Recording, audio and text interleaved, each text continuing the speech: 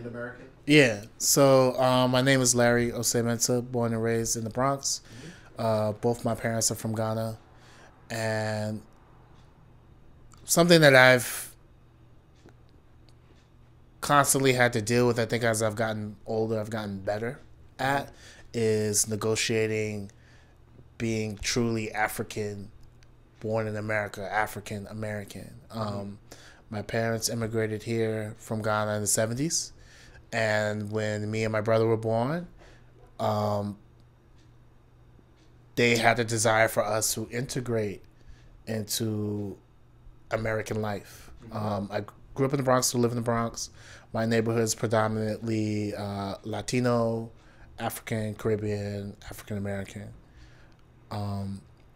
Went to Catholic school for 12 years, so a lot of my classmates were reflective of the community that I grew up in.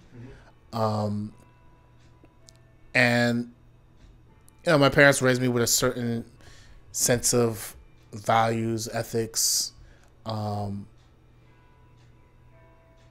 self-pride. Yeah. But it was interesting, because as a kid, you want to just be part of. You don't want to be African. You just want to be like one of the guys, But realizing that when I came home, my parents speak with an accent. They speak Tree, they're Ashanti, so it's like kind of code switching almost. Yeah. When you're out with your friends and you just want to be cool, be in the mix. But when you're in class and someone pronounces your name, Larry Osei Mensa, and the teacher 9 times out of 10 butchers your name. Yes.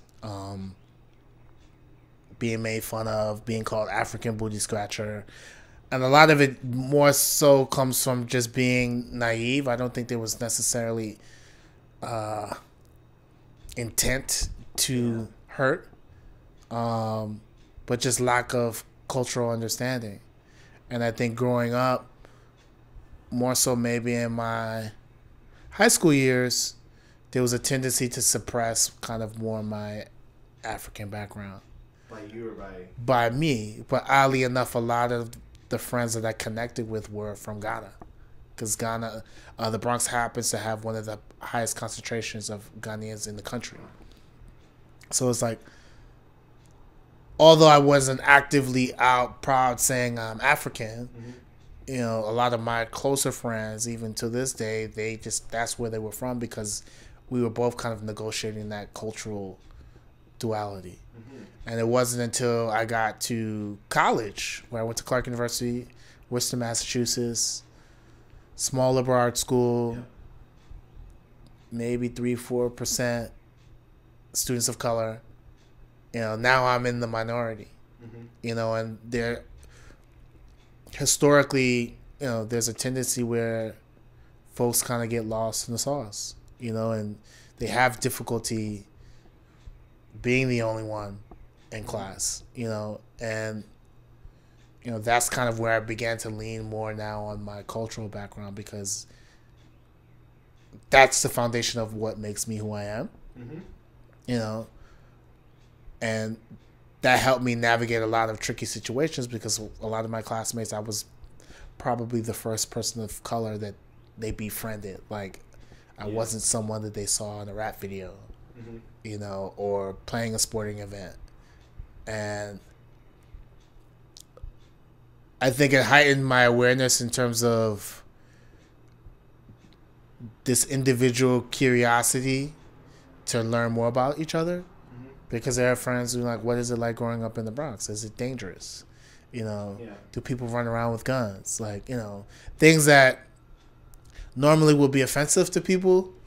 For me, I looked at it as an opportunity for dialogue. Because just as they're curious about me, I'm like, okay, what was it like growing up in Vermont, around cows and, skiing?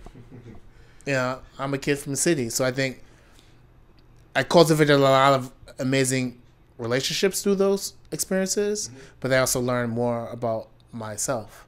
And I think became more confident in myself as a Ghanaian American, more passionate about my background.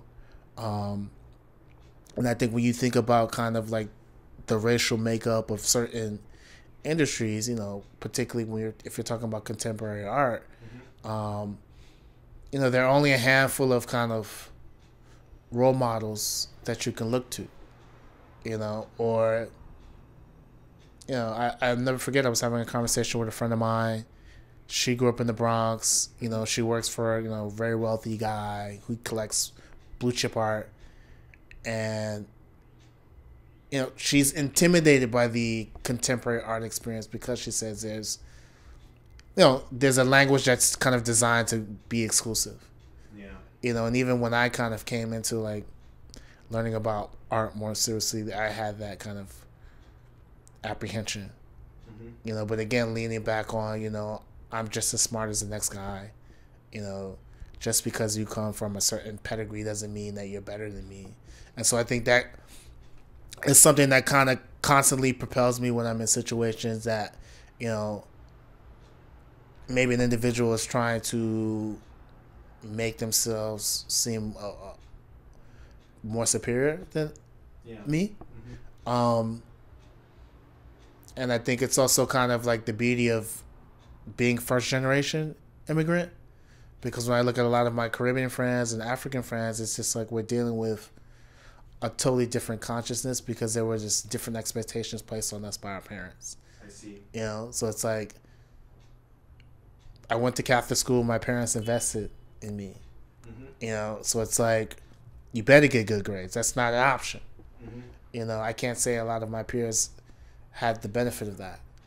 You know, when I think about people I grew up with who went to college, it's, you know, only a handful of folks.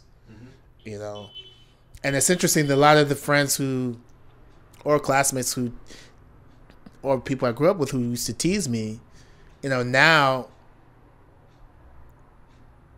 look at me with a different level of respect.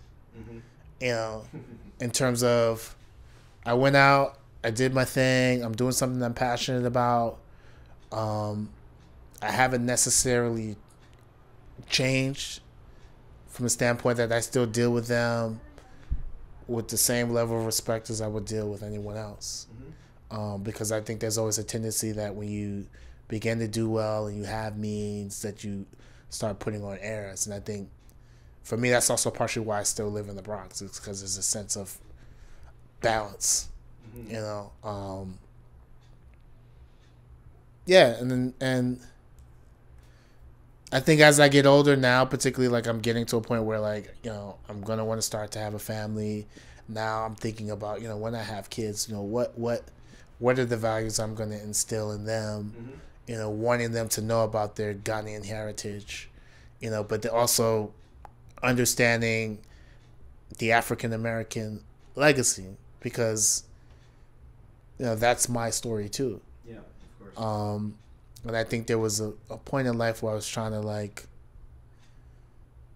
decide, is this my story? Because I would have relatives who say, well, you know, you're from Ghana, you know where your people are from, you know, and so not getting caught up in that divisive trap that just because, you know, my family's from one place, I can't embrace the wholeness of the African diaspora. Because at the end of the day, you know, we are one family. Yeah. You know.